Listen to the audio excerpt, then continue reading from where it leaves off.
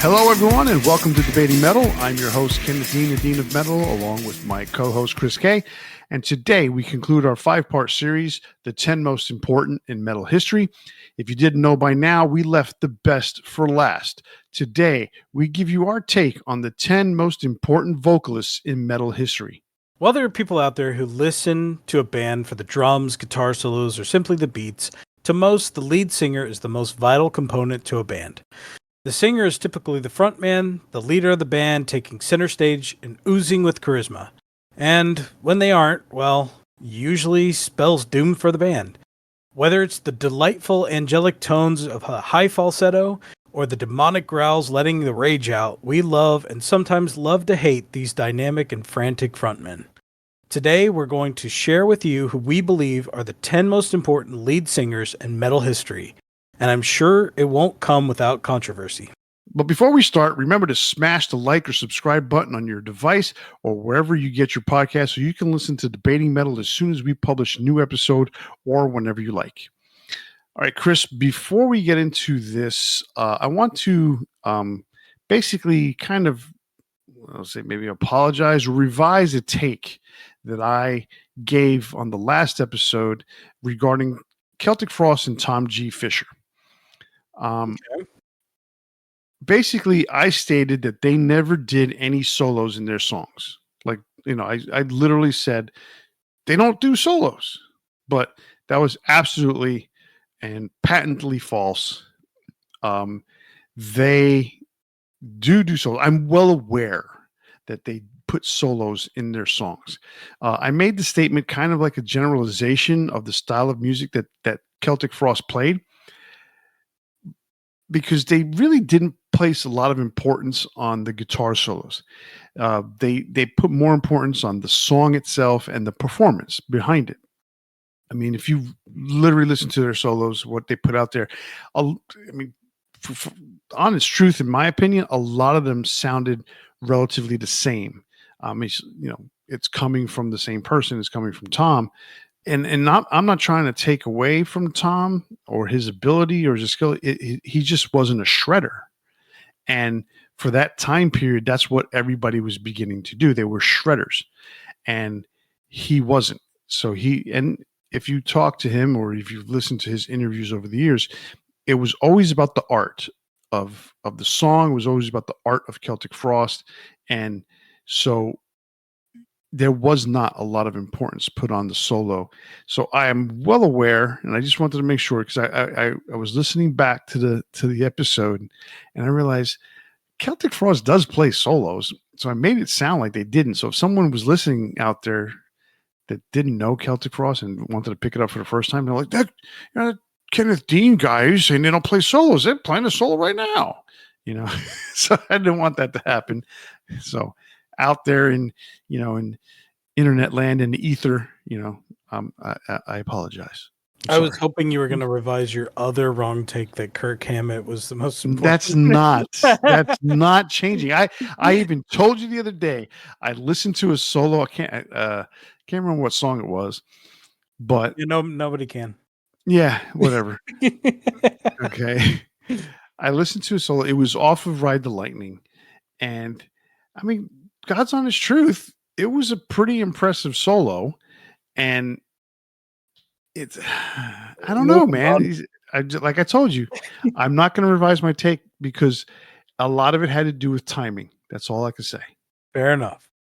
So we move on to lead singers, vocalists, the guy at the front of the stage with a microphone in his hand.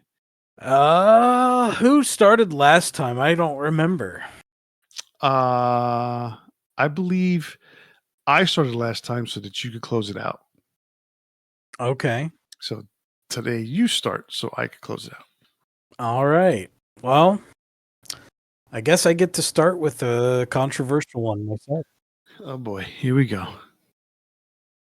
Well, I mean, some of you guys might like it out there. You might be surprised because I'm not the biggest fan myself, but I'm going to start with Corey Taylor at number 10. Wow, Corey Taylor. You went modern. I did. On me here. Okay. So that is a big part of it. Like we talk about, a lot of these guys that are, from the early days of metal, and with good reason because they started things off, etc. But we've had several renaissances of metal as time has gone on. And one of the biggest names that you hear about in that is Corey Taylor. Not just for the music itself, but he has a lot of influence in a lot of fields. Like he has even into like horror movies, He's a huge horror movie fan. And I can say that fans of horror movies have found metal through, Corey Taylor appearing in documentaries and other stuff too. He has a big presence, whether it's with Slipknot or Stone Sour, two kind of ends of the spectrum in a lot of ways. And, he has a very large presence. And then there's Knotfest, that's kind of carrying on a lot of the legacy of the modern stuff where they've got a festival based around him. And so, him being the main guy, the front man, the face of the band, even funny enough because he wears a mask. But but really, like, if you're thinking about the modern era of metal, and that's where we are now. A lot of the old guys are retiring, have retired, have passed away, things like that. And, some of the guys we're going to talk about today. And you think about now, who is, some of the ones that are standing out and bringing it into the modern era. And yeah, it's not exactly like Slipknot's new, but still, that is much more modern than, say, some of the guys that started out in the 70s. Just they've been around for 20, well, technically longer, but in the general eye of the public, 25 years. Mm-hmm. It's amazing. And I remember seeing them in '99 at Ozfest. They were not the headliners. They were the opening act of the side stage, Yeah, or the second stage, whichever one call it. I went. I made sure I got there early so that I could see this, because I wasn't really interested in a lot of the side bands, and that Ozfest was a lot different than the ones that I went to later on in the mid 2000s. mm-hmm. That 5-6 years later, and because they had that second stage, but it was very like the second stage was very close to where you started to walk into the area where the seats were for the main venue. Mm-hmm. And very different. Like you couldn't put a stage, or you could put a small stage like here when we at the amphitheater we see here in the Woodlands. Just imagine putting a stage down there. I don't know, like I went back to that same venue and they changed the way that it was all laid out, and they had almost like a midway kind of setup on the other side, which is where they put the second stage later on. But that first year I went, it was very, very close to the first stage. But anyway, Slipknot, dude, Corey Taylor, I'm going to admit this. He's not on my list. I do agree. He is a very influential, very important person in metal history. The more modern history, or the latter day history, which is pretty amazing to think about how important he is to what's currently going on, Mm-hmm. compared to what has gone on before him.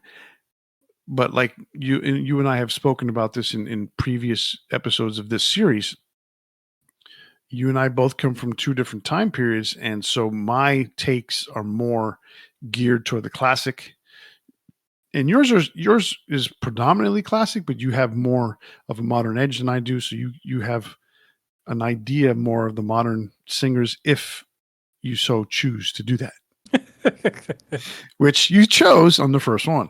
That's true. Well,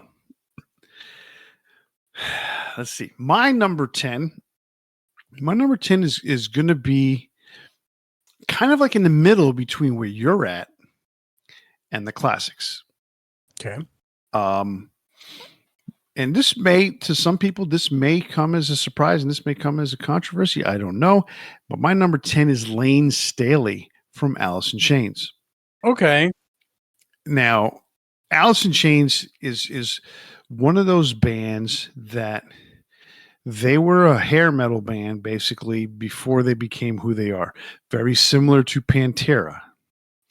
But Pantera went in a more extreme direction where Alice in Chains, I don't know what really caused them to become so dissonant and discordant the way they are. I mean, maybe it was Lane's voice, but listening to the um, the early demos that they played, it wasn't like he sang the same way he sang in Alice in Chains at the early Alice in Chains stuff. He was singing hair metal style, whatever you want to call that, straight singing, but the music changed, and I guess whatever changed in them, whether it was a drug related change or whatever it may have been, they changed in my opinion for the better. They just have such a unique style to them. He was, to me, very important to a particular segment of grunge, if you want to call it that, alternative metal, if you want to call it that, where his voice was so unique. There's not a lot of people out there that can come even close to replicating the style of singing that he possessed. Not at all. I mean, he had a very unique style of singing.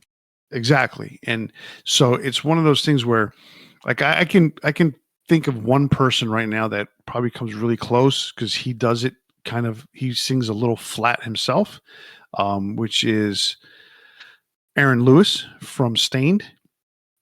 He probably comes the closest because he does that very similar style, I guess, if you want to look at it that way, but still not anything remotely as good as Lane Staley.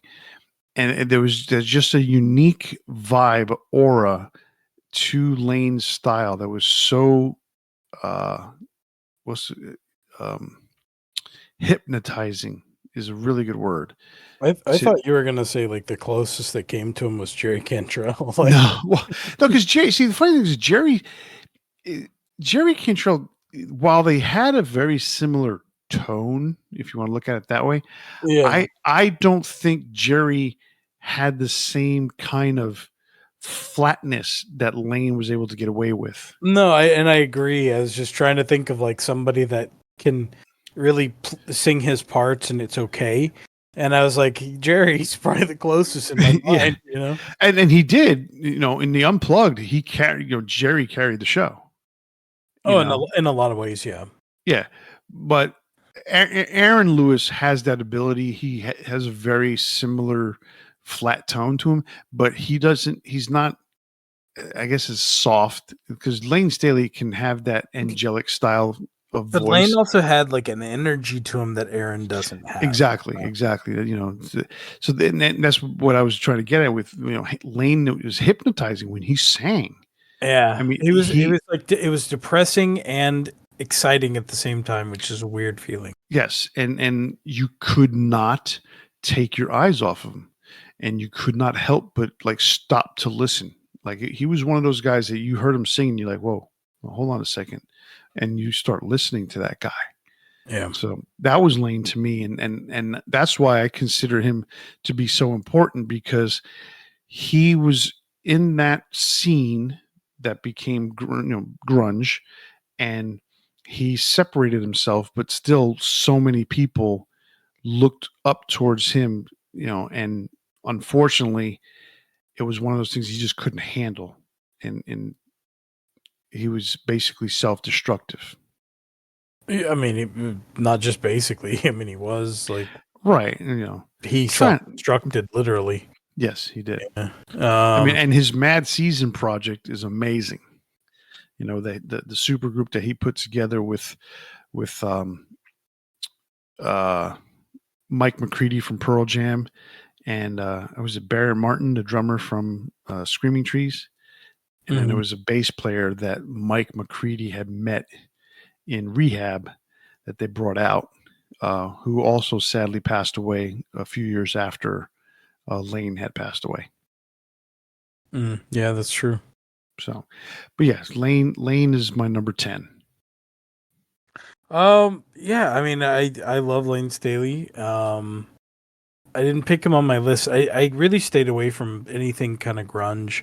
Because I was mostly focused on either early origins of metal or the influences of metal, stuff like that. And so grunge, it's a tertiary aspect. And if you're gonna pick anybody from grunge that's metal, it would be Alice in Chains. Um, but yeah, I didn't really think about Lane, but good pick. I definitely like it.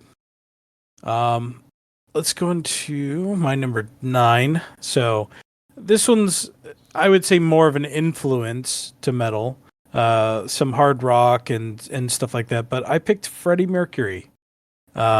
Freddie Mercury. That's Yeah. interesting. So I mean, everybody that has seen movies has heard Freddie Mercury, like "We Will Rock You," um, "Don't Stop Me Now," "Bicycle," um, We Are the Stone Champions. Cold, It's a "We're the huge one. Champions," "Stone Cold Crazy."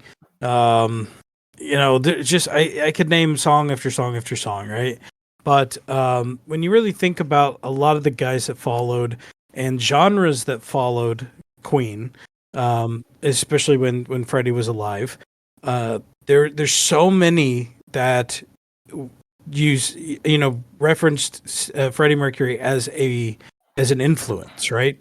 And you know, Queen has some softer stuff, obviously, but I would say really directly influenced a lot of metal bands. So, like how we talk about Led Zeppelin and Black Sabbath aren't really truly metal bands, but they're hard rock. They influenced metal. They're like the progenitors of it. I would say Queen, is a big factor of that too. Like, I mean, just listen alone to like the um, what's a Flash Gordon movie soundtrack, and tell me that's not all metal. Like the harmonic riffs, the way that the gang vocals, all those things are things we find synonymous with metal, right? So, and Freddie was an amazing singer, like one of the purest singers you'll ever hear. It's it's tragedy that he passed away so young. Um, you know, things that today are treatable and people can live with. Obviously, he contracted HIV and he passed away. But those are, in the modern age, it's not a death sentence anymore. So, if he had been in it from a different time, might still be with us and might be still putting out some amazing songs. So, I it's for me, like even as a kid, I remember watching stuff with that music in it, and it was like one of those early things for me that I thought, wow, I need to hear more of this kind of thing, like these kind of guitars and these vocals where high soaring, exciting. Like one of my favorite songs from Queen is "Don't Stop Me Now" because it's one of those like exciting operatic pieces that if you've listened to the show ever, I'm a huge fan of Bruce Dickinson. And I got to say that kind of singing always had like I was interested in, but like I'm not into opera and I'm not into some of the stuff that has that kind of music, but metal, that spoke to me. And so you're mixing those kind of things like hard rock guitars and stuff and like that excited me. So I would say for me, like Queen was a big influence into me getting into early metal.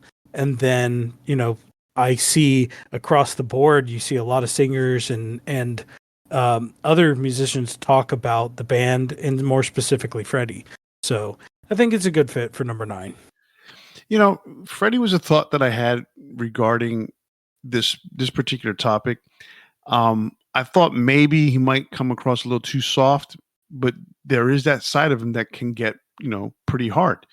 Um, and Stone Cold Crazy is a big example. That's a really early speed metal kind of song, you Mhm. know, but he has such a soft voice. I mean, another one bites the dust. Like, think of the way that's sung the whole time. It's not really, yeah, it's kind of soft, but there's those moments where the attack is so heavy too. Right. And the same thing when you get to the faster upbeat part of Bohemian Rhapsody, you know, Oh it, yeah, oh he yeah. just Being a kid and watching Wayne's World and the head banging in the car, like I got to tell you, that turned a lot of people on to metal.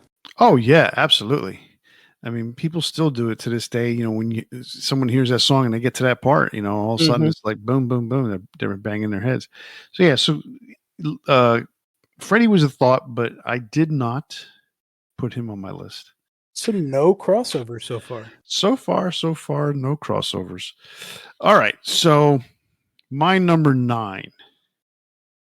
My number nine is King Diamond from Merciful Fate and from his self-named band King Diamond. You know, uh, I would say all of our European friends are well aware of who King Diamond is.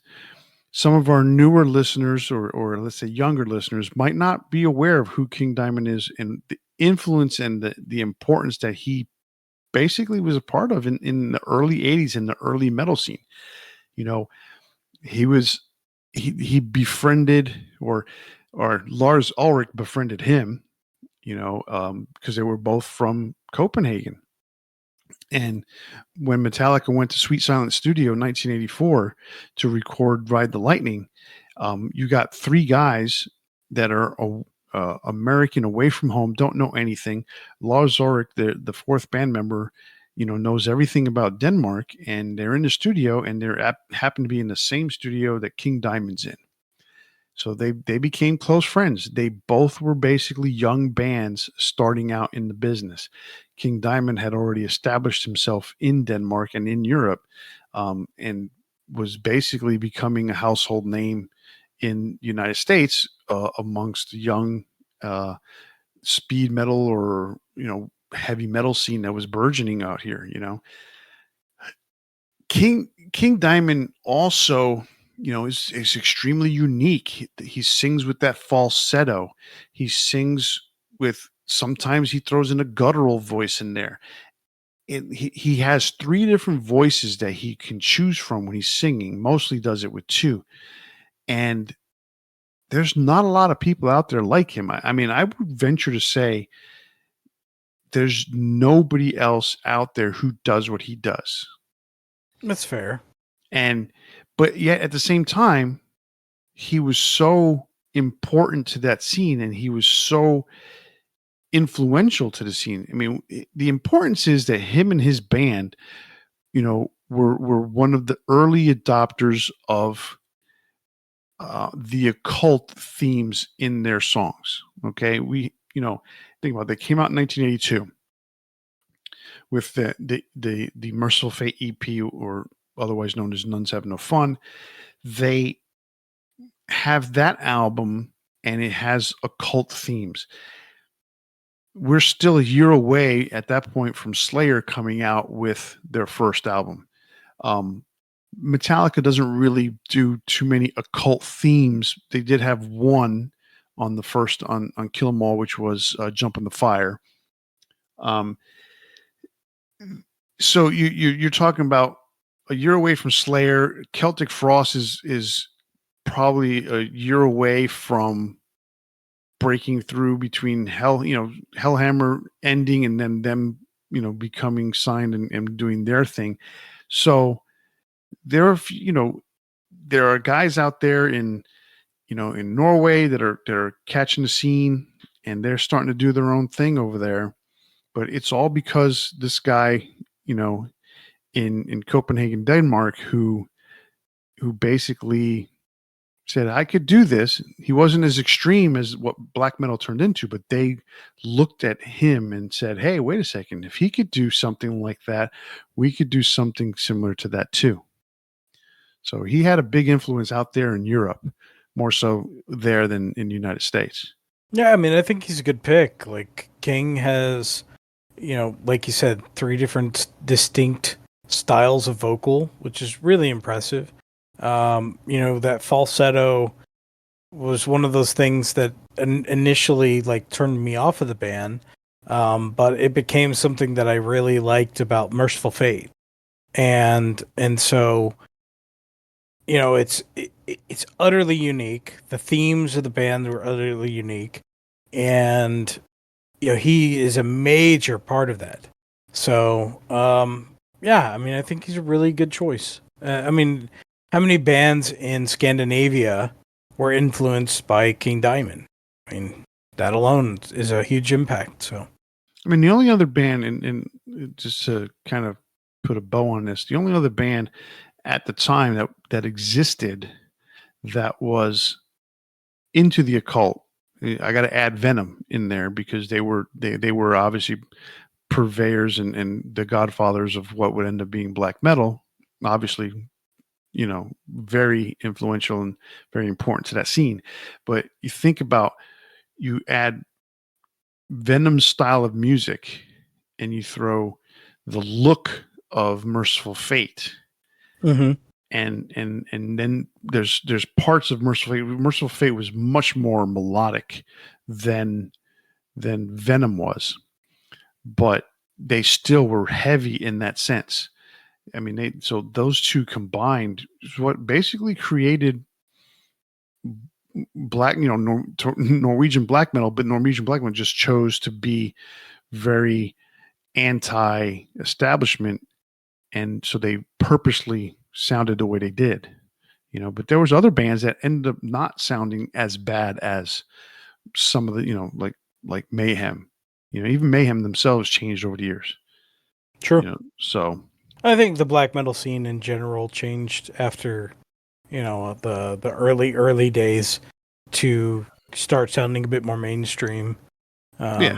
Maybe not in the style of playing, but the quality of recording and stuff. But yeah, I mean, that's a topic for another episode. Oh yeah, which we've been trying to do. All right, what's your number 8? My number 8 is Klaus Meine. Wow, Klaus Meine. Yeah. Scorpions became huge internationally, being a German band. That's again another band coming over from Europe, but not like new wave of or British heavy metal. More coming from different part of the world, and especially following World War II, etc. Like that's a big step in people starting to reaccept each other in some ways. Through music a lot of times. And one thing I'll always remember is being a little kid and watching VH1 or MTV or whichever it was, and seeing the video for No One Like You, and just hearing those guitars at the beginning, and it was just so exciting. But what stuck with me, obviously, like the biggest thing was the vocals. Well, I say obviously, I'm a big vocal guy, so I love some of my favorite vocalists I don't put on these lists because I don't connect it with just influence, right? But Scorpions was one of those bands that achieved massive success. And one of the biggest factors, obviously, like we said at the top of the show, are the vocals. They have stellar riffs, they have amazing vocals, and that goes a long way to making for popularity. Klaus is one of those vocalists that has a very unique style, and he has a little bit of a German accent, and that works. And there is just something about it, like he has a very pure voice, very dynamic style, because you can have a song like Rock You Like a Hurricane, and then you can have Still Loving You, or what's the one? Winds of Change, probably. Winds of Change. You knew exactly what I was going to say. Where he can go through different styles and levels and still feel natural to all of these things.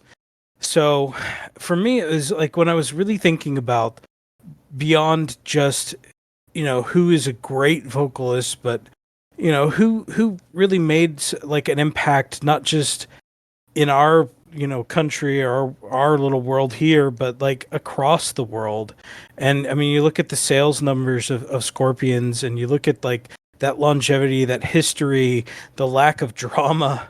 I mean, yeah, sure, there's some drama within the band as far as like, certain members, guitar wise, but like, look at their history. It's pretty consistent. It's pretty interesting. Like you have members that would retire, like on good terms and things like that. Like it's so interesting to see when you look at the scope of music. And I just, I always think about these specific songs and how many times have you heard Rock You Like a Hurricane?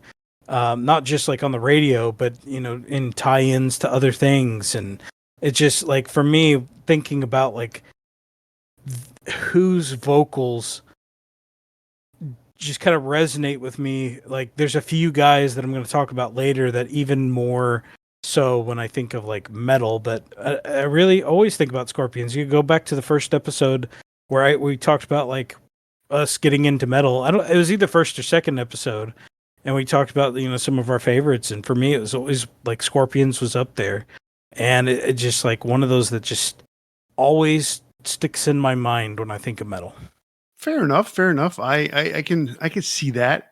I mean, he has such a unique and distinct voice. Mm-hmm. You always knew who was. You always knew it was the Scorpions based on who was singing. Oh yeah. So I like Klaus, and oddly enough, he's not on my list. So still no crossover. None. Now, my next vocalist may be into your may eventually be in your list, but my number 8 is a gentleman named Bon Scott from AC/DC. Okay. Bon to me is important in so many ways because the band itself is so important into the metal history. They're not your prototypical metal band. They are your prototypical garage hard rock band. That is what AC/DC is you see 5 guys, jeans and t-shirts. All right, you got 2 guitars. Well, I mean, one's wearing like school uniform.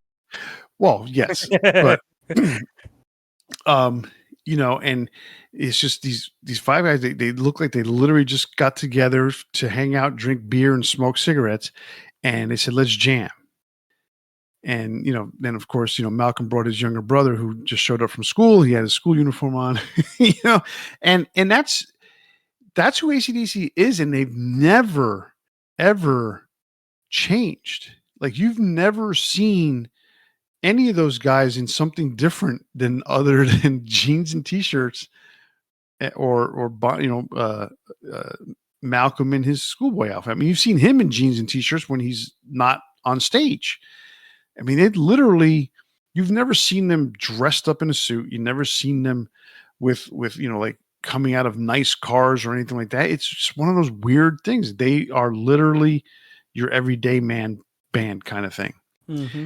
And Bon Scott was the epitome of that. He was just this character who went out there and he had the barrel chest and the bravado to go along with the kind of chest that he had, and sang with such God, what's the word I'm trying to come up Gusto. with?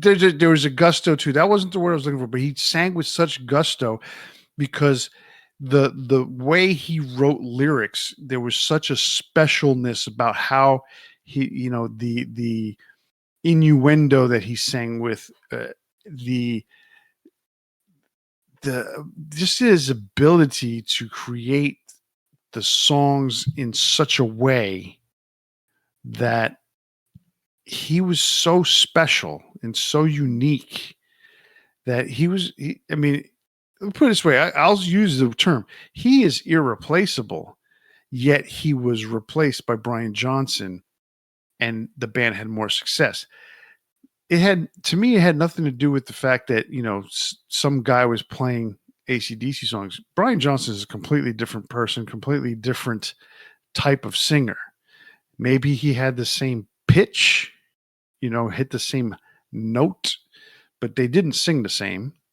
There's a lot more rasp in Brian's voice. Bon just had this style about him. He was just a character. I used it earlier. He was a character in so many ways and so special. And his influence on, people who listen to AC/DC, when you think about people who say, oh, well, AC/DC was influential to me, besides the fact that, there was Malcolm, but they mostly talk about the Bon era. There's not a lot of talk about the Brian Johnson era.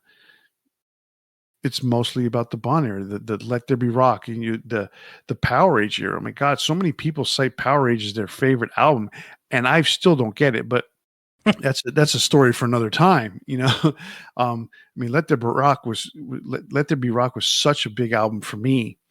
Highway to Hell was such a big album for me. Then when I finally got Dirty Deeds, oh my God, I listened to that like crazy for a long time. The album I listened to probably the least besides Power Age was High Voltage, because I just really loved Back in Black. It's one of my favorite albums, but Highway to Hell and Let There Be Rock were two albums that I could just not stop listening to, and then throw in Dirty Deeds, and it was just like those three, that little trinity of albums was just amazing to me. And somehow, for some reason, I still never put Power Age in that group of albums. I mean, it's your personal taste, so it is. Damn it, leave me alone. Even if it's wrong, no. No, it's. I mean, in a lot of ways, I think there's a group of people that obviously like the Bon era and the Brian Johnson era, but I think there's a huge amount of crossover of both. Right? There's probably a lot of people that really just don't mind either one. For me, I've always been a Bon guy. Of course, Back in Black is an absolutely amazing album. It's almost like that bookend to the Bon era in a way because of what it is. But Bon, I wrote a speech about him in college. I mean, for my speech class, like I've always said that he's one of my favorite vocalists of all time, which is shocking that he's not on my list. But I'm a huge fan of Bon, and that era of AC/DC is definitely my favorite. Not on your list, huh? Wow. Not on my list, so no crossover so far. All right, so my number 7 is going to be Robert Plant. Robert Plant, obviously, Led Zeppelin, one of the progenitors of metal. There's always been the debate of who is responsible for metal, Black Sabbath or Led Zeppelin. They say it's a little from column A and a little from column B. Robert Plant was an absolutely amazing singer. Could adapt to a lot of things. Obviously, his vocal style changed a bit as he got older. Nobody can sing that high for that long forever. Although King Diamond might disagree. But we've talked numerous times about Led Zeppelin. I think we did greatest hits or worst to first or something. I'm not sure at this point, but probably should do both at some point. I think we did a greatest hits. Yeah, it sounds about right. But I mean, Robert Plant's one of those vocalists that's just absolutely timeless. Like you take the music from 1970s, and sure, a lot of it you can kind of pinpoint to that time, but it never gets old. And his style of vocals, like you can't say it didn't influence thousands of singers, especially like I would say hair band singers. A lot of them, you know, took a lot from Robert Plant. And Led Zeppelin continues and will continue to be one of those bands that just lives on forever. Like you can think of a few that just will continue to appear on commercials and movies and all of the media that we consume every day. And there's certain bands that will live on through that. And we I think we have a member of Led Zeppelin for most of these categories, certainly for drums, but Robert's just he had to be on my list. And it's almost shocking sometimes when you see somebody like that that's number 7, but there's a lot of great metal vocalists out there. So uh, uh, you know, let me start that again. It was funny. I was having a conversation with my wife a few weeks back, and I mentioned how much I was a fan of Led Zeppelin, and she's like, "Are you really?" And I'm like, "Yeah." She's like, "Because I never hear you talk about them," and I'm like, "That may be true." Because what I look at it as, when I was growing up and I was in my formative years as a teenager getting into metal, Led Zeppelin was super, super important. Led Zeppelin was all over the place, because back then that was what metal was. And that wasn't necessarily Led Zeppelin, but metal derived from Led Zeppelin. Mhm. Metal derived from Black Sabbath, and metal derived from Deep Purple. All those three bands had huge, huge influence over what bands, you know, uh, that were coming out in the late 70s, early 80s into the mid 80s. Even Aerosmith was huge. The early Aerosmith was a huge, huge player in that deal, because Aerosmith, going into the early 80s was virtually non-existent. Mhm. It wasn't until they came back with Let the Music Do the Talking, when they reunited with Joe Perry, that they became anything of anything again. And then once they did Permanent Vacation, it was a whole new, same band, whole new band. It was a whole new era, whole new style for them. It was very different from what they did in the 70s. Yeah. So Led Zeppelin was just a huge, huge thing. I mean, everybody listened to Led Zeppelin. Your bands that you liked, the immediate fame, the Kisses, the the any of the early metal bit, the Dawkins, the Cinderellas, the Poisons. Led Zeppelin was a major thing for those guys, and while they didn't play the same style of music, again, it's one of those things where what made you want to sing like that? What made you want to play guitar like that? What made you want to bang on those drums like that? I mean, Tommy Lee, you know, Montrose and Led Zeppelin, huge, huge influences on Tommy. Mhm. So, you know, you think about Robert Plant, and you think about the 80s style, the glam metal, and everybody is screaming and everyone's, belting it out as high as possible. Well, who is doing that? Robert Plant, Rob Halford, Ian Gillan. Ozzy didn't do it, but he didn't have to. So there was those names. They're just belting out songs and they're hitting those notes, and slowly but surely, you know, the different hair metal bands began to do their thing as well. And so Robert was a huge influence on that. I mean, he had such a beautiful voice, for the time, at that time. He was a young, 1969, he's a young 19-year-old teenager joining this band because his best friend was John Bonham. Mhm. And man, he made this incredible relationship with Jimmy Page, and they wrote some incredible music. Robert Plant, I mean, when you listen to Whole Lot of Love on Led Zeppelin 2, I mean, that says everything you need to know about what Robert could do, and that was just it. He was just that amazing of a singer. So he's definitely one of those guys that uh, what I would consider important. Oddly enough, he's not on my list. Oh my god! I talk all that I talk all that shit. And he's not even on my list. Right? Like I thought you were going somewhere with it, like you were gonna, tout him as part of your list. I, But I really should have put him on my list, but I feel like I think it's funnier that you didn't. yeah, I know. I should have put him on my list. I probably should have replaced him with this one guy that's coming up on my list a little bit later. But We shall see. it's he didn't. I just didn't put it on there. Actually, you know Who what? do you have for your number 7? So what I'm going to do is I'm doing an audible. Okay, Not that I'm putting Robert Plant on my list, but I have a subscription. I should have.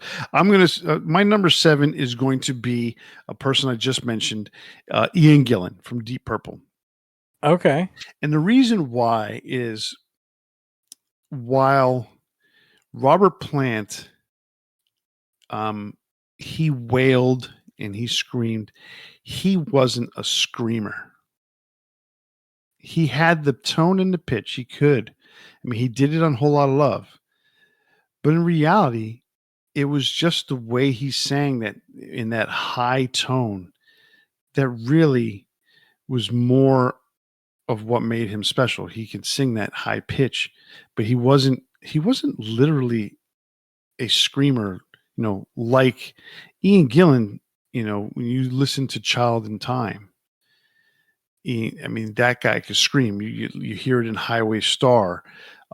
There's several songs throughout the years of Deep Purple's career where Ian Gillan showed I can belt it out with the best of them. Mm-hmm.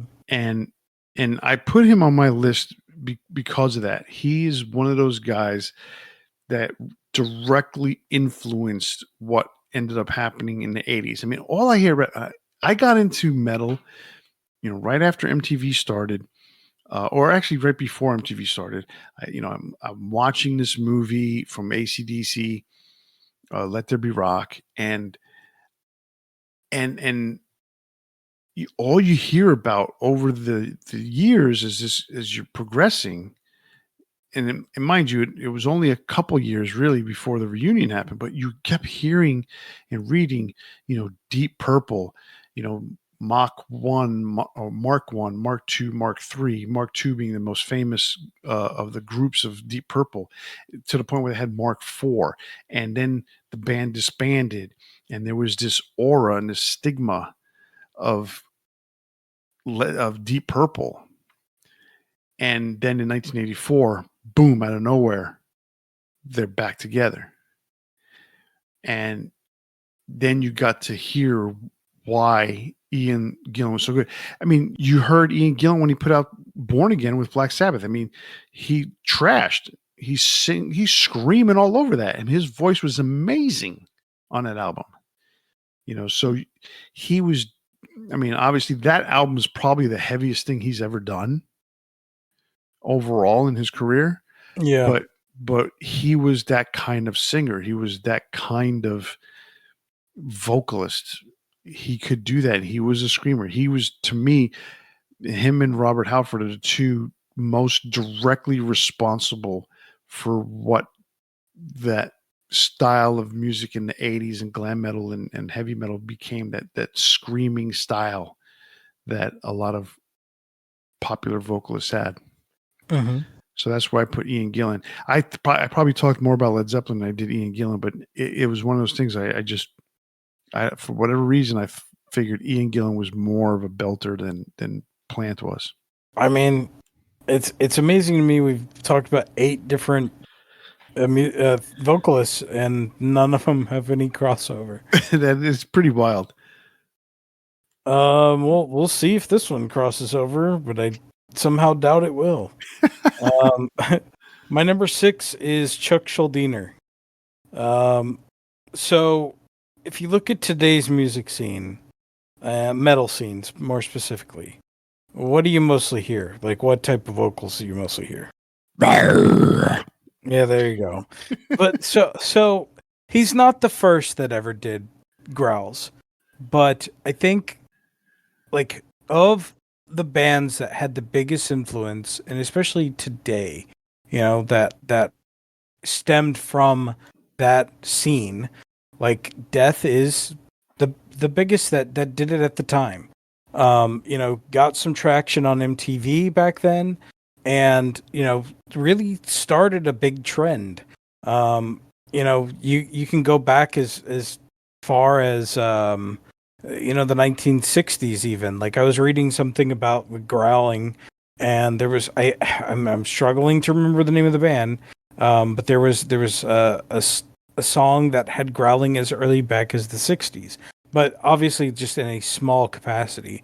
Like not I'm not talking about what you hear today, like actual metal growling. It's more just like that, like a gimmick to a song. But if you're thinking about something that's intentionally done as a style that has developed into something even bigger, and most of the metal music you hear coming out has either a mix of clean and growls, or one or the other. And so it being such a prolific style that has really kind of generated from one band. Obviously Possessed was around the same time, had some of that. And Cam Lee deserves a little bit of credit for it too, but there's some mixed stories about where the actual growling came from. And so like Chuck being who he is, and especially now with the renaissance of Death fans online, like I talked about when we talked about guitarists, I think that there's a huge factor of that influence, and that's a big part of who I choose on my list is their influence. So I mean, I couldn't put him up towards the top, but I thought right there in the middle at number 6 was perfect. So, while you're talking about this, I'm trying to think about, really the style that he sang in was, I almost don't even put that into the growl category because Mm-hmm. it's kind of weird. There's a rasp to his voice. There's obviously some altering of the track itself, but like I when I first heard Sepultura, like I heard Max singing, and I'm like, who sings like that? Mm-hmm. But then you hear Lemmy, and you're like, well, he just fucking swallowed a bag of rocks. He literally sang that way. Um, it's one of those things where it's just so. it- to me, Chuck's was a combination between like a guttural scream and a rasp when it Mm-hmm. came to his vocal style. And so, I mean, we're talking about guttural vocals and as a whole. Like, there's so many different styles now. But right, it's like saying, there's a billion different singers out there that sing differently. And that's kind of where it's at now. There's just so many ways to do guttural vocals. right. And another early adopter of that kind of vocal style was Tom Fisher from Celtic Frost. Mm-hmm. Um, he had that style. And even when you think about, there were some times where King Diamond from Merciful Fate, just as an effect, he would add this one spot in the song where he would just drop his, he would sing a line and just, whatever, not even that low. It Oh was, yeah. you know, so it is one of those things where that was the changing of the guard. But Chuck is so important in so many different factors with Death that Mm-hmm. it's and it's funny because it's all him other than the drummer. It's like, I mean, the songwriting, the guitar playing, the singing. He had so many ways that he influenced a particular scene, and that's a testament to how good of a person and individual player he was. Yeah. Um, but Chuck is not on my list. I had a feeling. All right. So my number 6 comes from one of my favorite bands of all time, and it is Jeff Tate from Queensryche. Now we're getting to the nitty gritty. We're getting to some serious metal vocalists. When I was talking about Ian Gillan and the Screamers, Jeff Tate is an example of that. Jeff has a great voice. He's one of those classically trained style of voices. He's got this crazy range, but he was, for the fans, he was most famous for being able to hit that high note. When you think of a song like Queen of the Reich, or you think of a song like oh God, what's the name of the song? Take Hold of the Flame. And then 156 has stuff like that. I mean, stuff from the first album, stuff from the second album. When you listen to Rage for Order, Walk in the Shadows, it's his voice can hit those notes. And over the years, he began to not do that as much. I think some of it was from overuse of his vocals, and another thing was just that the music itself didn't call for it anymore. Yeah. But which, for whatever reason, he stopped doing it. I do know he tries to hit the notes now from time to time, playing in his Queensryche tribute band. And so, and someone might turn around and say, well, that's what Michael Wilton's doing, but that's a different story.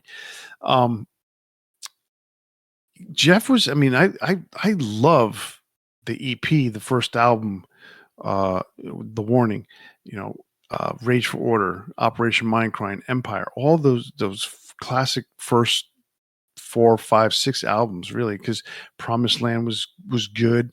Here and Out Frontier, that's about that point is when they started to go way into a different direction.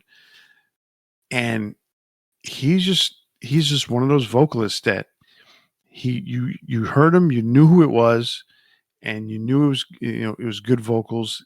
And sometimes as a fan, you were hoping that he would hit that note. I mean, it's in Empire. He does it, and it's just very brief, and you're like hoping that it would go on for longer. But he would just kind of tease you. And that was one thing that I kind of liked about it at the same time. But it was also disappointing that it didn't continue. So Jeff Tate's my number 6.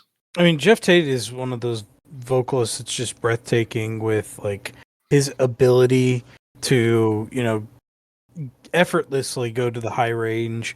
He is an excellent singer. A little bit of a dick. But we love Jeff Tate. So he's not on my list. He was and got bumped off. So still no crossover after 12 vocalists. My number 5 though is after 10 vocalists. 10 vocals, whatever. I'm quite tired. If you if you can't tell. No, after 10 vocalists, you're right. So my number 5 though is somebody you're very familiar with, Mr. James Hetfield. James, is Metallica to me. Like if you it's tough, and we've talked about it, and I've jokingly said like you could replace anybody, but to some degree you probably could replace just about anybody in that band. But the minute that the minute that James Hetfield, either decides to call it quits, or he's not allowed to pass away, so that's illegal. So whatever happens in the future, there is no Metallica anymore. Period. End of story. It's done. And Metallica being the biggest metal band in the world, I don't think that's a controversial statement. They have, gotten so many people into metal. They're huge, like whether you consider them the starter band, or they're your favorite band, or just one that you like, one that you love. It doesn't really matter. Metallica has probably the biggest following of any metal band out there, let alone many of the biggest bands ever, right? So James is the biggest factor in that. He's the vocalist.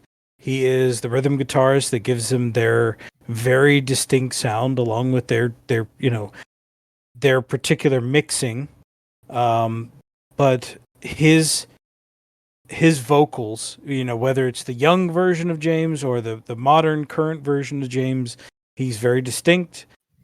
He is oozing with cool, and just one of those guys that you'd like to have a beer with.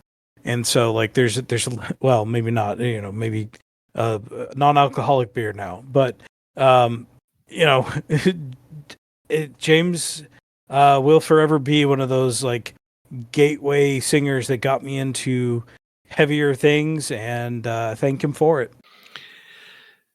James Hetfield. He's not on my list. God damn. I love James. You know that. It's the first time I'm hearing of it.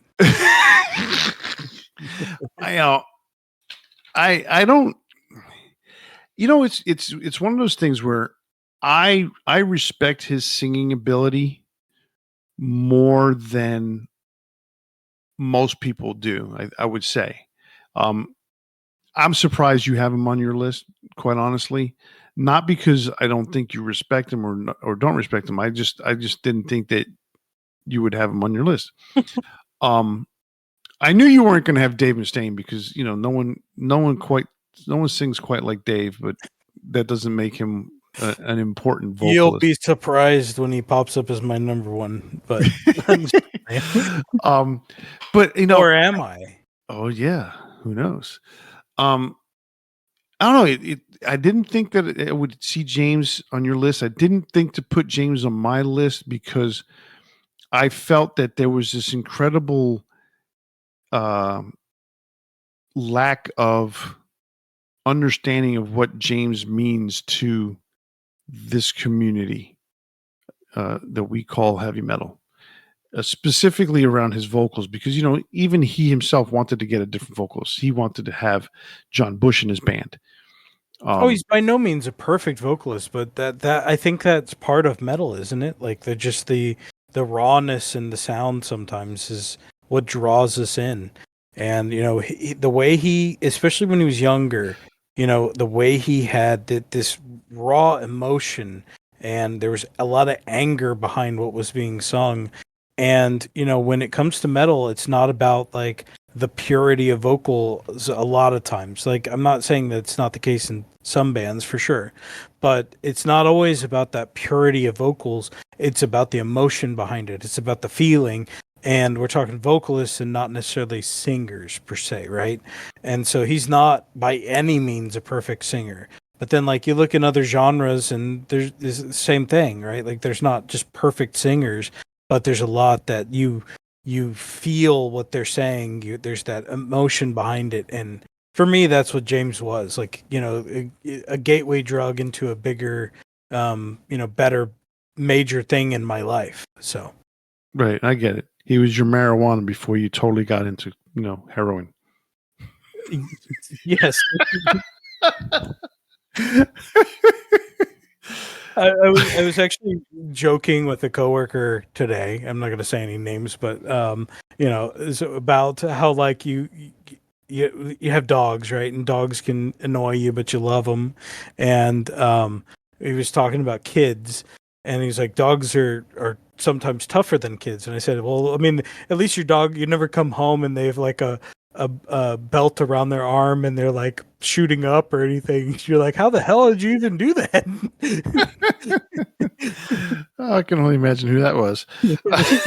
So anyway, I don't have James, although I love the pick.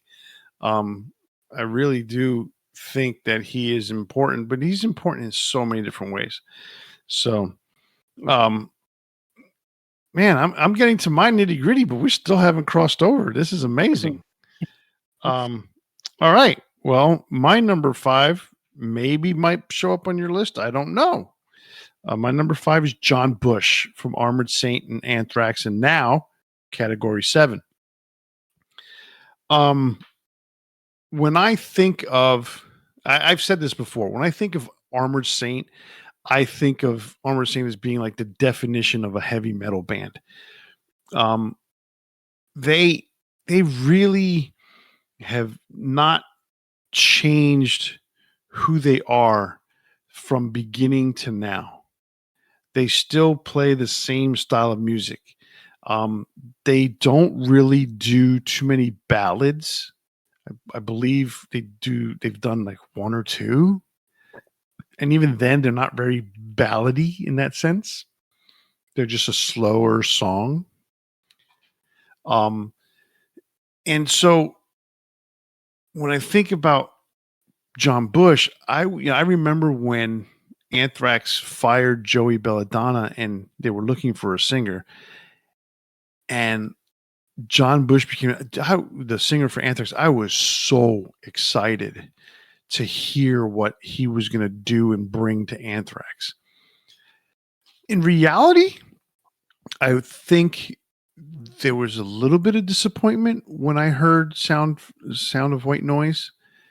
I was expecting heavier, but at the same time, the way that the album was recorded and mixed, the album was heavy in a different way.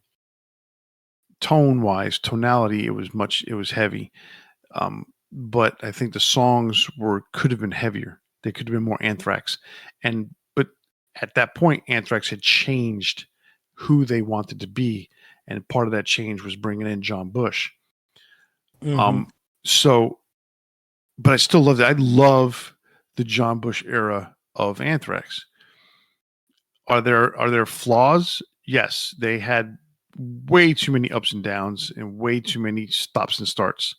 And not always of their own fault. Completely. I really don't think it was their fault, but at the same time, you are in control of the music, right? So who knows? I heard that Black Lodge should not have been the second single off the album. I agree. I would 100% agree with that. Right, I agree. But at the same time, they were See, here's the thing: they were waiting for a particular director to be able to direct the video, and that caused the delay. Which by that time they lost out.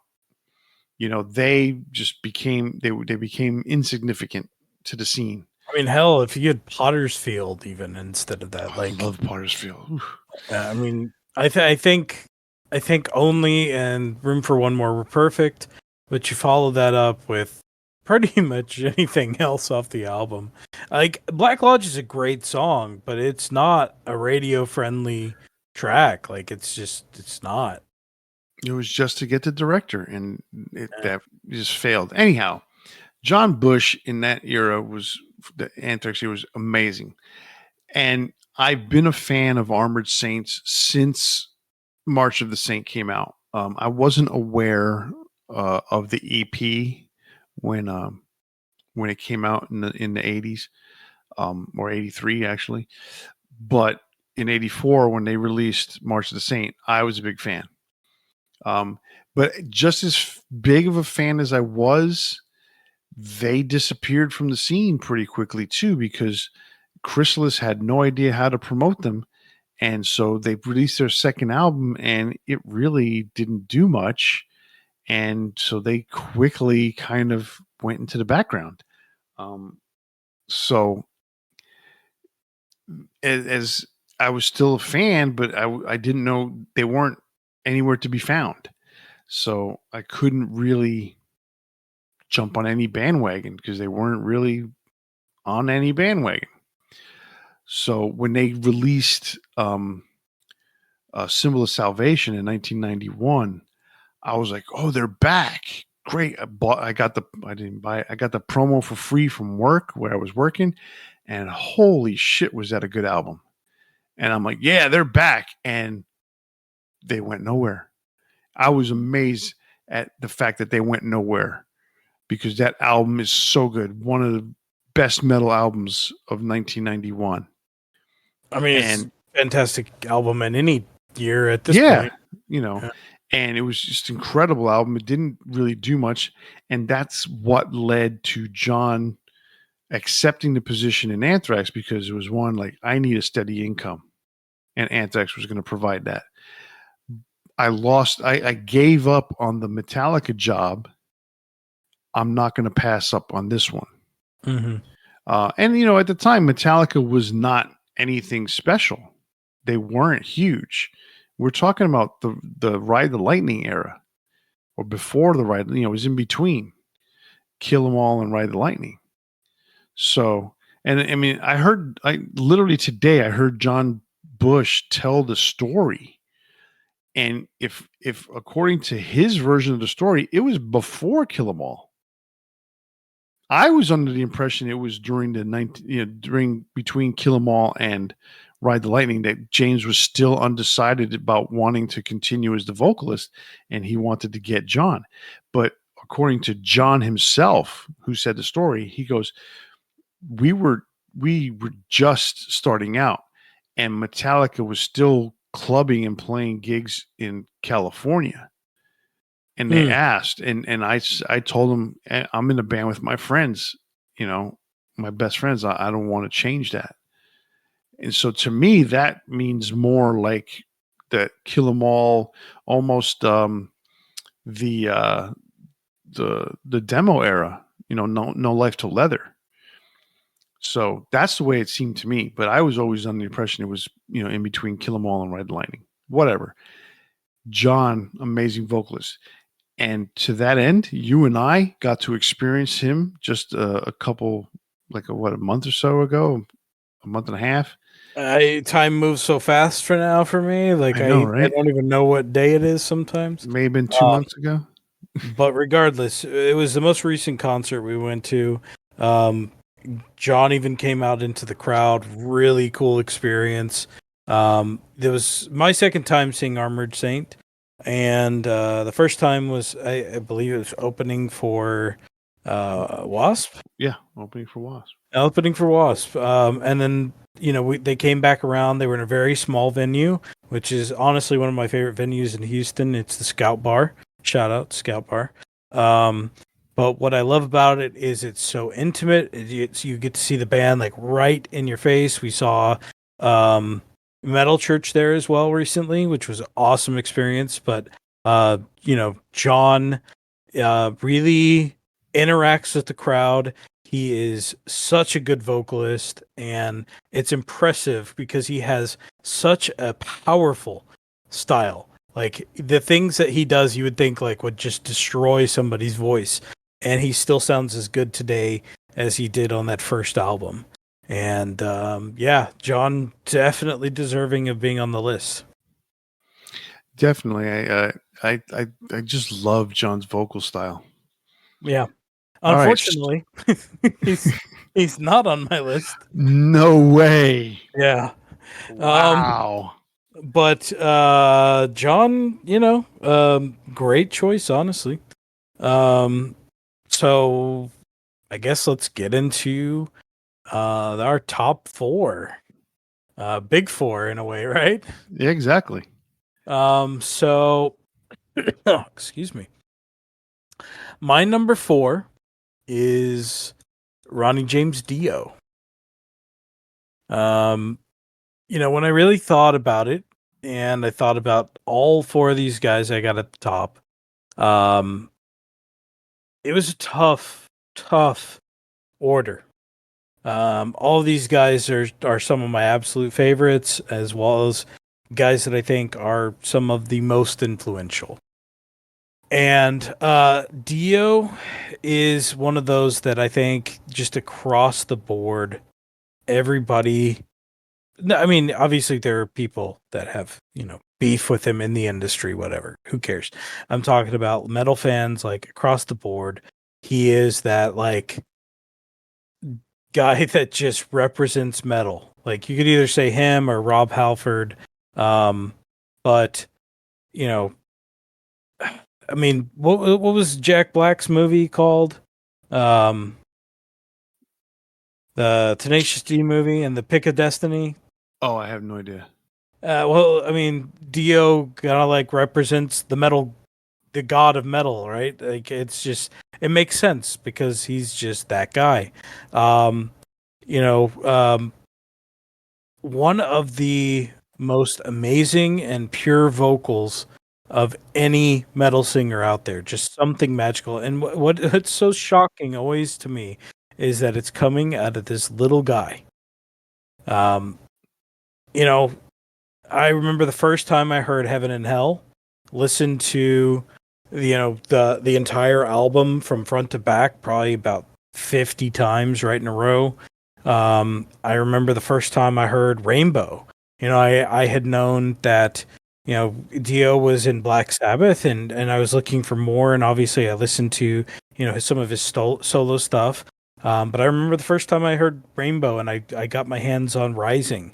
And I've said this a few times on different episodes. Rising was stuck in my CD player for like 2 years, or it was like a year probably realistically. But I mean, it was one of the albums that I was just like, if something's gonna get stuck in my CD player for this long, like it couldn't be a good better choice.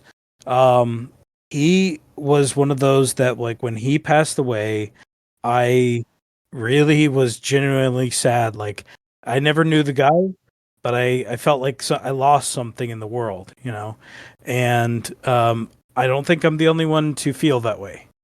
So, number four is a tough choice, but I mean, he definitely top 10, top 5 for me. Absolutely. He is going to be on my list, so we will have crossover at some point. That's a spoiler alert. He's not my number 4, so take that for what it is. There are certain people that when they pass away, whether it's too young or whether it's suddenly or unexpectedly, especially those who have left the mark in general, there's a little bit of your soul, there's a little bit of a hole in your heart that happens when that goes down, and it's like, I feel that with Cliff Burton. I never knew or I wasn't into Ozzy when Randy Rhoads died, but there's a certain part of me that misses Randy Rhoads. I wish I would have seen him. Same thing with Bon Scott. So there's certain people out there that when they pass away, you lose a little bit of your soul with that, or you lose a bit of yourself. Ronnie James Dio is definitely one of those people that it's like, man, and then when you think about like, oh, it's been 10 years or it's been however long, it's like, holy crap, it's been that long already. He's one of those. I remember when I heard that he passed, I was at a friend's house and we were having a pretty good day. Hanging out with him, his wife, and um, a couple other people were there, and the news came across that he passed away, and it was like, wow, like I don't even know what to say. We were just kind of sitting there. I mean, it's been 14 years since he passed away. And I just find that remarkable because it feels like he just passed away recently. Mm-hmm. And to think at 14 years, he would be 81 today. Yeah, and Or still probably sound the same. Yeah, probably still sound the same. And, he'd probably look a little bit more like Klaus Meine does, on stage. Because Klaus Meine looks a little stiff, but can still sing. Ronnie would be the same way. He'd probably be a little stiff, but could still sing. So it's crazy that he's been, gone for so long. So I'll talk about him a little more in a bit. But my number 4 is someone who is tertiarily associated. Ozzy Osbourne, number 4. Okay. Singer for Black Sabbath, singer for his own band. Um, And what band was that? Ozzy Osbourne. I'm kidding. Actually, Blizzard of Oz. Okay, Blizzard of Oz. That's the way it should have been. You dumb bitch. No, just kidding. Oh wow. I meant not you. I meant her. So,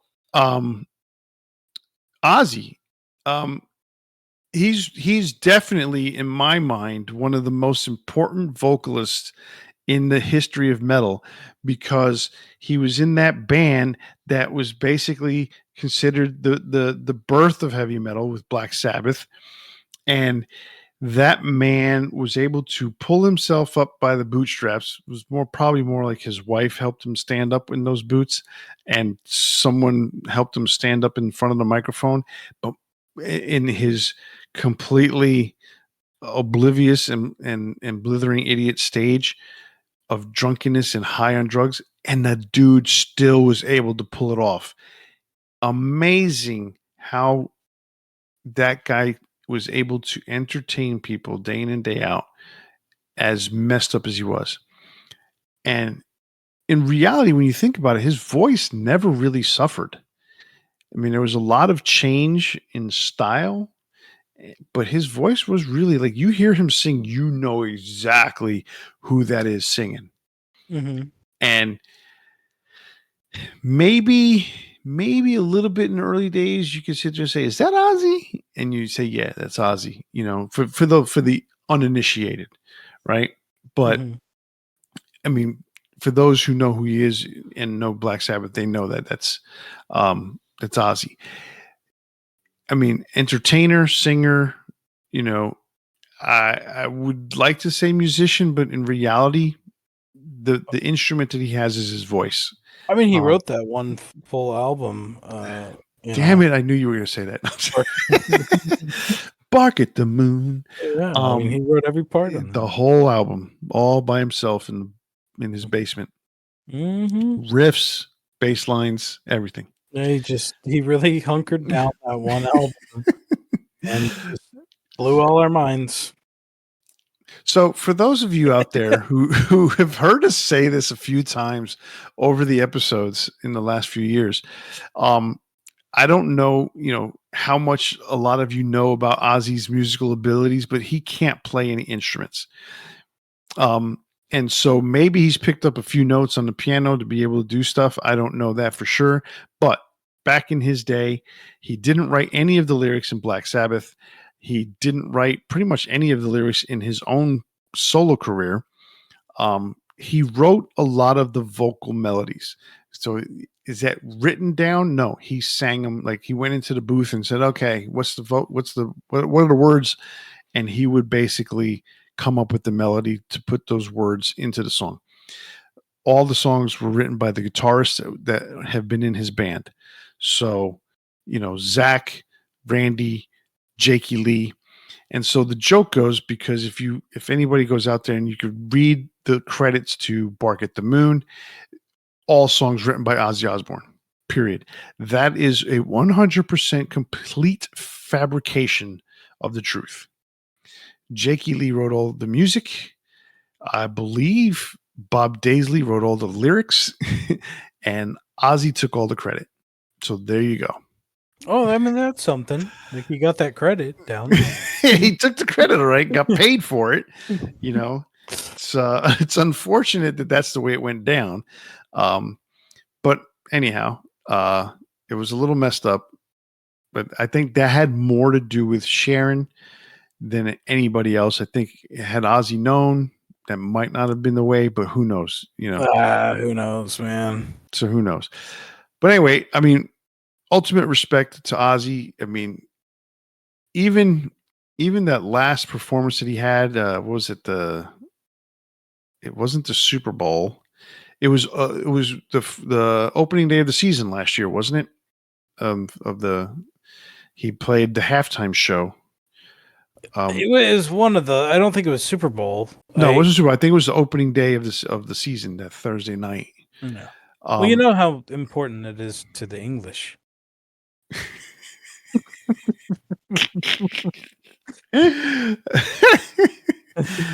It is. So anyway, Ozzy, super important. I mean, come on, everybody knows who he is.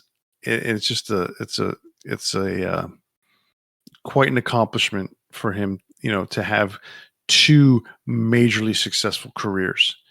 So, and then to be able to do what he's done with the Ozfest and bringing up a lot of bands. I mean, there's a financial thing that went along with Ozfest that was more like the bands had to pay the Ozzy Osbourne organization in order to get on the bill, but it still has its cultural impact. Exactly, it still has its impact. So Ozzy, number 4 for me.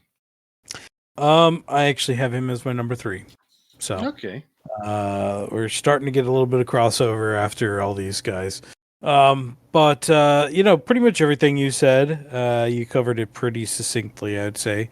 Ozzy also had that renaissance with his Osbourne show. That was hugely cultural impactful. And,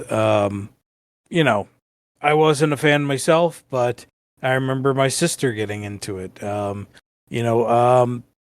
remember there was a little bit of a a renaissance for him with Down to Earth. He had a big hit on that album, Gets Me Through.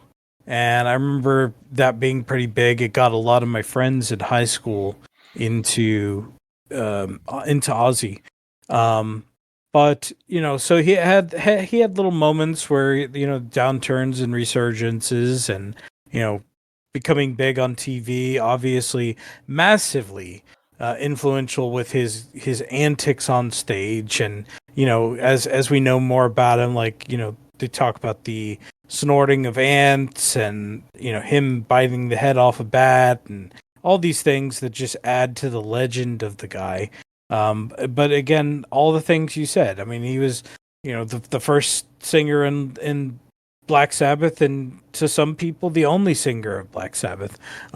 He had his second career when he formed Blizzard of Oz, and that became obviously the Ozzy Osbourne. But the first couple albums with Randy Rhoads, massively successful. And then, he still today, putting out albums. I think he's going to release another one, right? He wants to. I don't think they've gotten in the studio, but I'm not sure. Okay. But I mean, in the last, few years, he's put out a couple albums, not my cup of tea, but, more power to him. So, definitely top 5 for me. I agree, and he's my number. Oh no, I'm sorry. I already talked about him. You gonna talk about him again? Yeah. No. Obviously, I've already spoken about Ozzy, so I agree with your assessment. You have him one higher than I have him, and I have Ronnie James Dio one higher than you had him. Ronnie for me is number 3. Okay. You've already spoke about him. One of the things about Ronnie for me was I did not know anything about Ronnie in the Rainbow era. Ronnie, to me, came to prominence with the Dio stuff that he did as a band. I've basically first heard about who he was when I saw the video for Rainbow in the Dark. So he's such a powerful voice from such a small human being. And that first album, Holy Diver, was amazing. The second album, The Last in Line, just as amazing to me. I still hold those two albums in very high up on the scale of heavy metal albums, specifically for Ronnie James Dio. Those albums are amazing. After that, you can sit there and say Sacred Heart is part of because of Vivian Campbell was on it, but it didn't have the same. There was something already beginning to be lost and those first two albums were just absolutely amazing. Then you go back and you discover, as I became a fan of Rainbow, and I discovered, oh, Ronnie was in that band. I didn't even know for the longest time, because I caught the video for Straight Between the Eyes live in San Antonio, Texas on MTV for Rainbow. They played Man on a Silver Mountain. They played what's the other one? Long Live Rock and Roll. But it was sung by Jolyn Turner, right? So I didn't know anything about Ronnie James Dio being in the band. And then, you go back and you listen and you're like, oh wow, and then you hear how slow they play Man on the Silver Mountain. It's like, whoa, it's so much better live. But it's just, Ronnie was such an artist. I love the fact that he was the metal version of Quincy Jones putting together Hearing Aid so that they can, put money together for famine relief in Africa. Hearing Aid is such a special project, and it was such a good song. The song Stars, and to see the video and see him basically put that all together was amazing. His stuff with Black Sabbath. I didn't even mention the stuff with Black Sabbath yet, because as much as I knew about Black Sabbath, I wasn't as into Black Sabbath until I saw Rainbow and then went backwards. And once I picked up Heaven and Hell, it was pretty much over for me. I was like, this is an amazing album. And I'm like, this is Black. I knew it was Black Sabbath. I said, oh, I guess they changed singers or whatever it was, like youth has a way of making things go in circles. It's just some, oh, this, that, and the other thing. You're learning all these things. It's like this whole new experience of learning about all these different things that went on in the career of these musicians. So Heaven and Hell, holds a special place in my heart when it comes to Black Sabbath and metal albums and stuff like that. And Ronnie James Dio. Amazing. I love Ronnie. It's sad that he's gone. It is. It's still hard to believe sometimes. Well, let's go to my number 2. And I've got Bruce Dickinson. You got Bruce? Bruce, yes. At number 2? Number 2. I got Bruce at number 2. Okay, well, that's interesting. I'm very interested to hear your number 1. I can't believe you didn't pick Bruce. No, I'm just playing. I think if you've listened at all to this show, you probably know I'm a huge Iron Maiden fan. Bruce is a massive factor in that. Love his operatic style vocals. He's very unique in his sound. He's an imperfect singer, but it works so perfectly.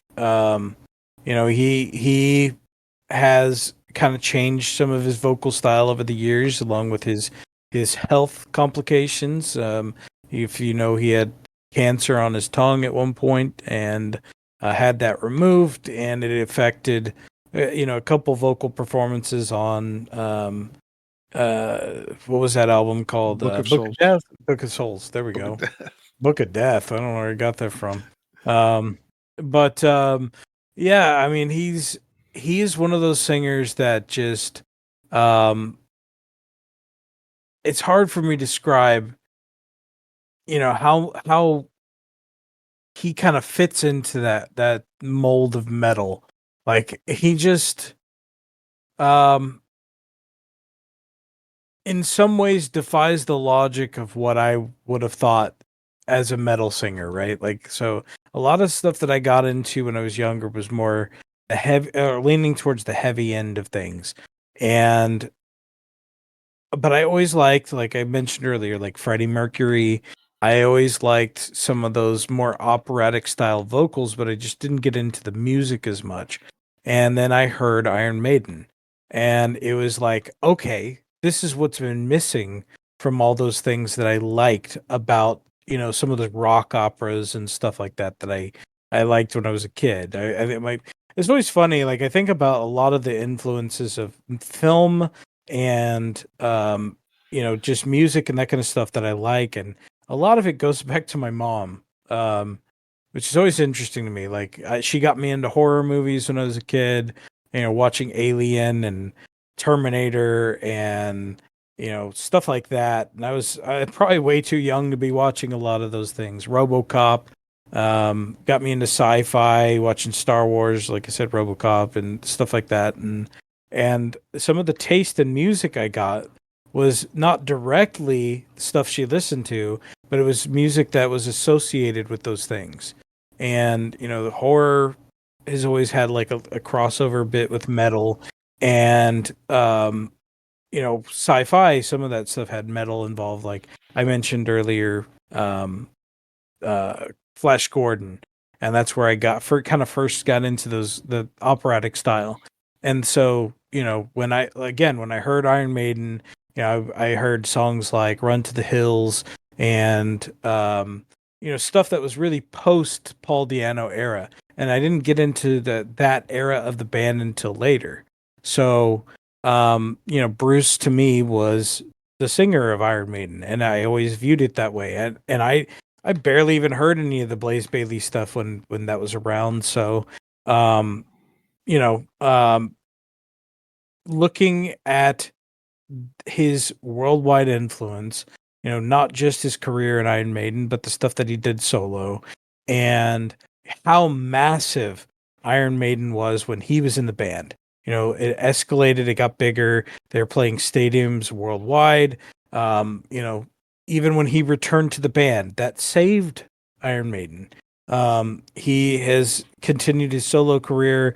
We even saw him, on his book tour, his spoken word tour, more specifically, and things like, just how he kind of shaped a lot of younger singers into kind of or bringing in that operatic style too. And so, I had one guy that I put above him, but I would say number two is pretty damn good. Number two is pretty damn good. For me, the operatic style, it's funny because to me it's more effective for him in concert than it is on the album. Mm-hmm. And so it comes across differently live than it does in the studio. And it's I never looked at it at first as operatic. It wasn't until much later that I realized that's the kind of style it was, because I Yeah, always look same. Yeah, I didn't really view it that way. I just right. associated it. Yeah. Right. I looked at Jeff Tate as being more operatic, just because of his way of singing. Yeah. Um, Bruce to me is just an absolute amazing singer. He is such a big personality for such a small guy. Um, and he's not afraid to let you know. Like, you go to his show and you screw up as a fan, if he sees it, he's going to let you know. And that's definitely a lot of confidence in who you are and what your place is in the band. Um, but I love his solo career. I didn't like his early stuff. Um, like I was okay with Tattooed Millionaire. If he had stayed in that realm of Tattooed Millionaire throughout his solo career, it may have been disappointing to me overall. But I didn't think of it as that bad at first. And then, when between, it's Skunk Works, I was like, what the hell?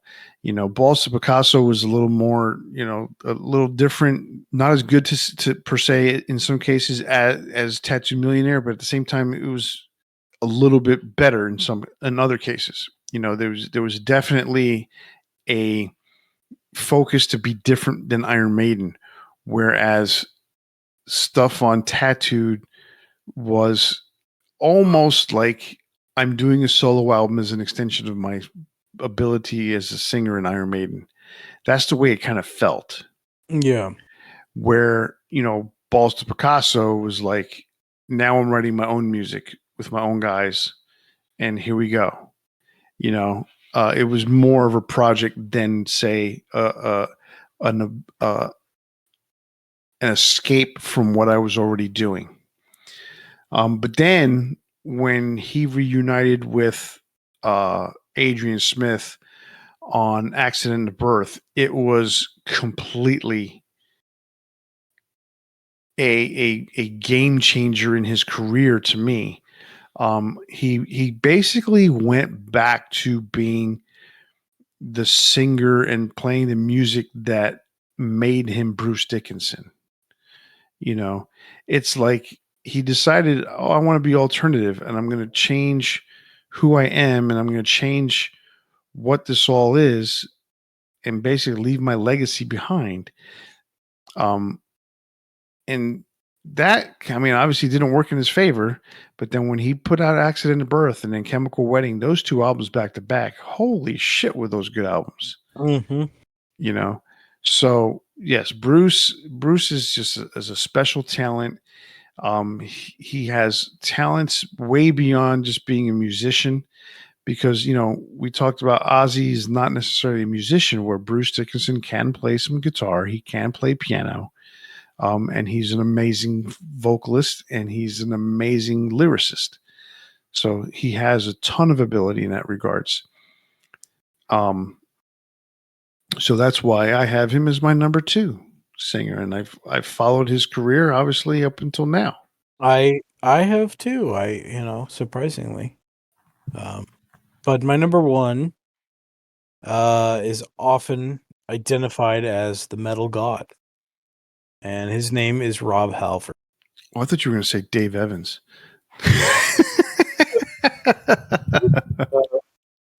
God, now you got me rethinking this. I'm telling you, man, you think you forgot about somebody. Yeah, I think the world did. Rob Halford, metal god. Yeah, Rob Halford. When I think of metal, and I said this earlier, there's a few guys that make me think of metal when or that are synonymous with metal. Let me rephrase that. And number 1 on the list for me is Rob Halford. I was so thankful that I finally got to see him, with Judas Priest this, last year or the year before. I can't even remember, which year it was, but recently. And I was not disappointed, for a band as aged as they are, but aged like fine wine. It was so exciting, and just one of those moments I won't forget to see them live. Um, Rob still sounds amazing. He was sweating buckets in his jackets that he kept changing. He kept wearing these leather coats and changing outfits, and you could tell it was pretty rough. But as far as the performance, just amazing.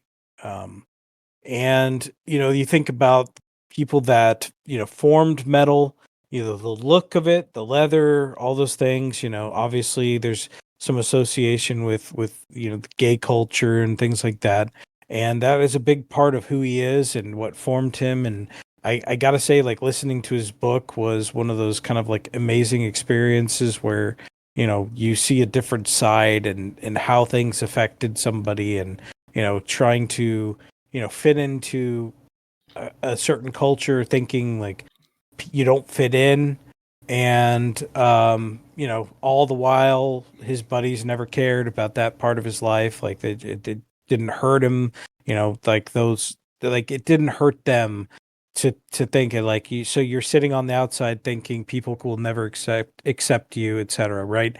And how many of us in life, just in general, have gone through feelings like that, whether it's about your sexuality or just anything, really, how you feel from day to day. You think nobody ever will understand you, or understand what you're going through, and the fact is there's probably a lot of people out there that do, if we just open up and talk to each other and be human. And there's that aspect of it that, like, this person shared with his life with all of us, and I definitely recommend listening to his book. Um, but beyond that, from the music aspect of it, Rob is one of the greatest vocalists. His range, his ability, his still, his quality still to this day. It's all those things like make him, fantastic. But there's also the lyrics.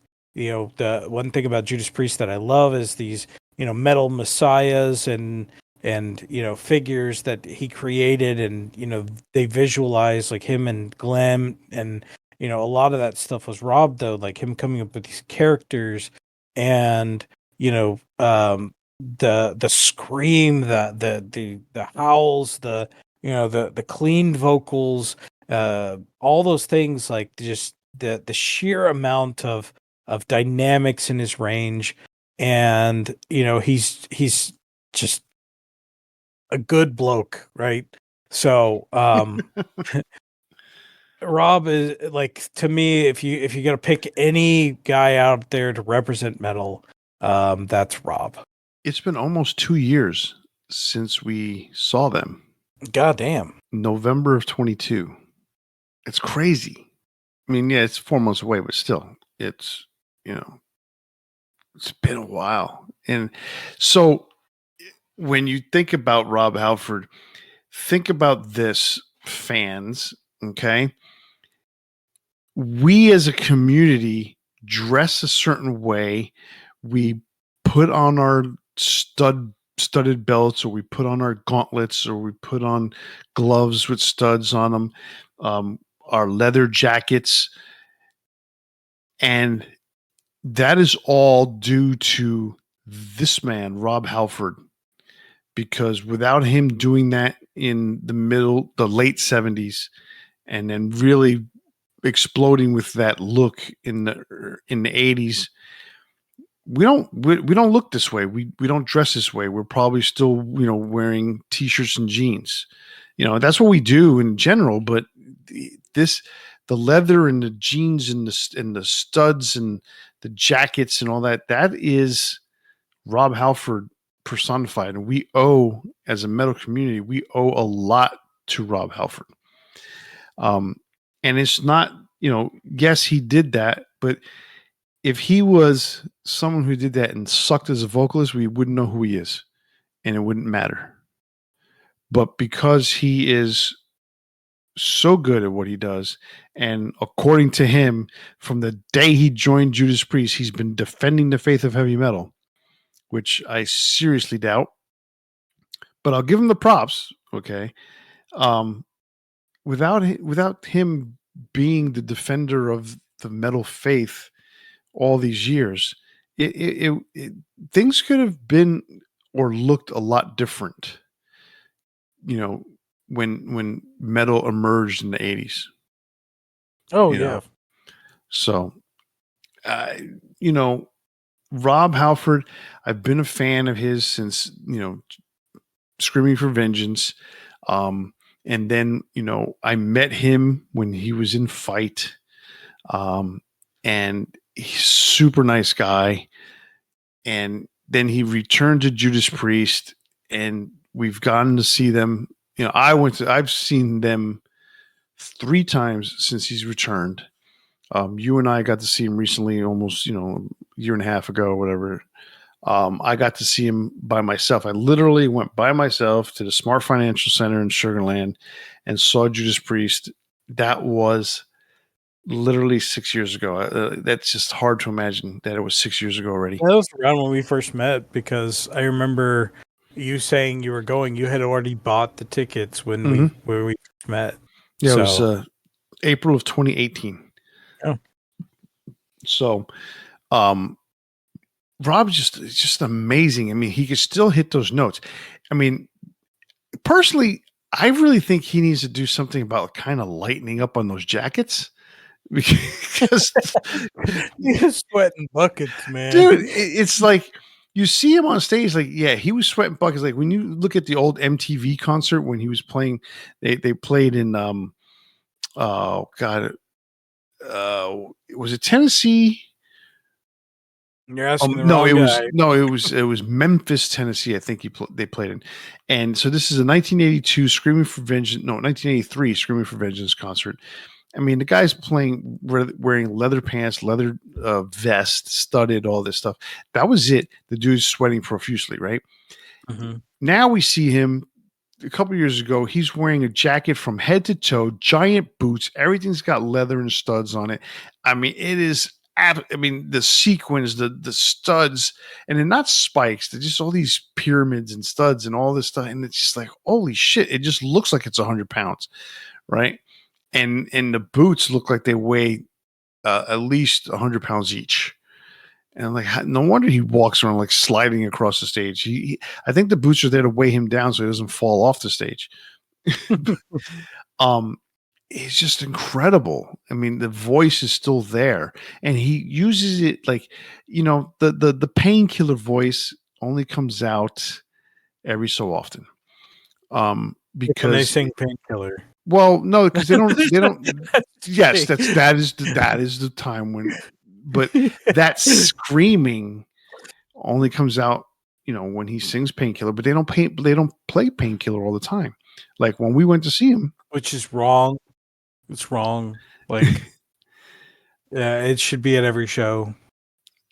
Always. But remember, he can't do that every show. So I'm saying steroids are a thing. And so you have this guy, just amazing vocalist and an amazing ambassador for heavy metal. Although the new ambassadors for heavy metal are Gojira, but that's a whole nother story. Yeah, it was pretty cool. I mean, yes, it was. I'm not. I just haven't really listened to much Gojira. But a moment like that at the I almost said the rodeo. I'm from Texas. A moment like that at the Olympics, at that big worldwide rodeo. It was really cool to see. Like, people that say it's demonic and whatever, can kind of screw off. They're called ignorant. Yeah, ignorant is what we say. But really cool moment. But that's maybe discussion for another day. Absolutely. That is our 10 most important vocalists in metal history. I think it's a very good list. Very little crossover. Very little crossover. I was very surprised at some of your choices, quite honestly. But I tell you, there's so many vocalists out there. I mean, we didn't even bother to cross over in some of the power metal guys out there in Europe. We didn't mention people like David Coverdale, who began singing for Deep Purple at the age of 19, Glenn Hughes, Eric Adams from Manowar, who, Joey DeMayo's, Lemmy. Joey DeMayo thinks Eric Adams is the best vocalist ever to live. Lemmy is an aura, Mm-hmm. He's just so different. Joey Belladonna from Anthrax. I mean, he is basically, like a lot of people call him, the Steve Perry of metal. And for what it's worth, someone like Don Dokken showed that you didn't have to come out there singing harsh and loud and rude and obnoxious and all that. He came out with his soft vocals, but the band still rocked. And that definitely shows a side of a singer like that can sing that way and still be able to bring a powerful song. Yeah. I mean, there's modern vocalists that we could mention, like Lizzie Hale. Obviously these are personal opinions and we see who we see. None of us mentioned Justin Timberlake. And I wasn't going to. But in all honesty, we didn't mention Chris Cornell because, you kind of stayed away from grunge, but Chris Cornell, amazing vocalist. And he sang hard rock, metal, grunge, whatever you want to call it. and he sang it real well. He was another one of those screamer type vocalists early on, you Oh know. yeah, I mean, and there's more than just Soundgarden. Obviously, he did Audio Slave as well, which I would say is a little more close to metal. But um, yeah, I mean, there's I mean, controversially, you could even say Kurt Cobain, right? Like, that's the grunge guy, right? But like, took away from metal. People hate him for that. But at the same time, like that's still part of the history of metal in a way. So, um, massively influential. But Yeah. I didn't pick him for my list. I wouldn't. So Right. I mean, someone like Phil, what we didn't mention Phil. yeah, Phil Anselmo. You know, I mean, you talk about the importance. See, he's in there, but I think the band, I think his brothers were his brothers. I think the brothers were more Brothers in the important. band. Yeah. Yeah, more important in the overall grand scheme of things. You know. All right, debating metalheads. This concludes our 5-part series, the 10 most important in metal history, and it brings an end to this week's episode of Debating Metal. So remember to listen to us whenever you want. Just tap, click, or smash that like or subscribe or follow or download button on your favorite podcast platform. And don't forget you can interact with us on Facebook, Instagram, and Twitter, or send us an email to debatingmetal@gmail.com. YouTube viewers, click subscribe and ring the bell to be notified when we post a new show. So remember to check out our next episode where we'll spark up another exciting metal debate. On behalf of Kenneth and myself, stay safe and always turn it up to 11. See ya!